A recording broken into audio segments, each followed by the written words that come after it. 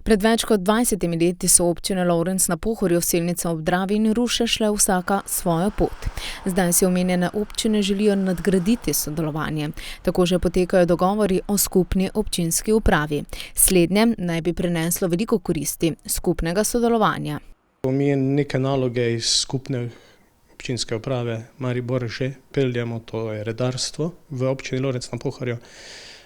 Sedaj se pa odločamo o nadgradnji teh vsebin in se skupaj z občino Ruše in Selnica dogovarjamo o občinski upravi z vsebinami, ki bi jih prepoznali tako Lovrenčani kot Rušani oziroma Selničani. Regijsko se lahko povezujemo tudi naprimer preko kolesarskih povezav, tam smo že povezani, ta dravska kolesarska povezava povezuje tudi vse te tri občine. V Rušah je en del že izveden, mi pripravljamo tudi neke projektne naloge, en del je izveden že tudi v Selnici ob Dravi, tudi občina Lovrenc se navezuje na dravsko kolesarsko povezavo. So pa seveda še druge naloge, ki bi se jih lahko lotili skupno, kaj se tiče in pohodništva, varstva okolja, civilna zaščita in tudi druge naloge, ki bi jih lahko izvajali načeloma skupaj. Nova skupna občinska uprava bi prinesla številne koristi na upravni ravni in boljšo koordinacijo medsebojnega sodelovanja, tudi za občane vseh treh omenjenih občin. Občani bodo dobili boljšo storitev.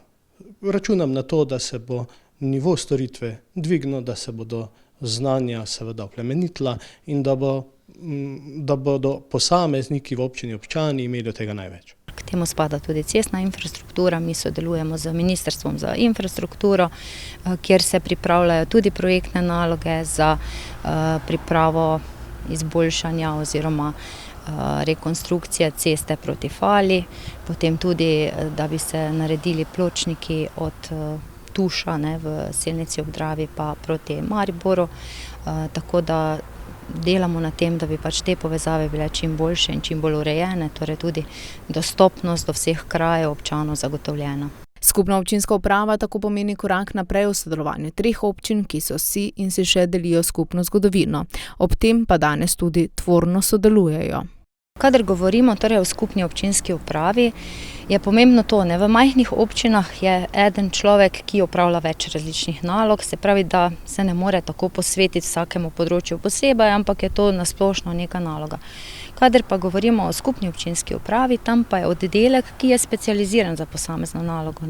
To pomeni, da se lahko nekdo posveti posebej zakonodaji, posebej nalogam in tako naprej, tako da je za manjše občine dejansko večja prednost, če se povezuje v neko skupno občinsko upravo, zato ker ima tam zagotovljen suport tako z zakonodajnega kot tudi z strokovnega področja. Najprej vsekakor znanje. Smo majhna uprava z malim številom zaposlenih, ki včasih nimajo sogovornika in je pomembno, da kakšno debato odprejo na katero izmed perečih tem. In tu je v redu, če lahko se giblje po lokalnih skupnostih, ki imajo za podobne probleme različne pristope. K temu pa je Rokovnik dodal, da bi s tem v največji meri pridobili kakovostnejše storitve, pa tudi znižanje stroškov zaposlenih, medtem ko se število slednjih naj ne bi spreminjalo.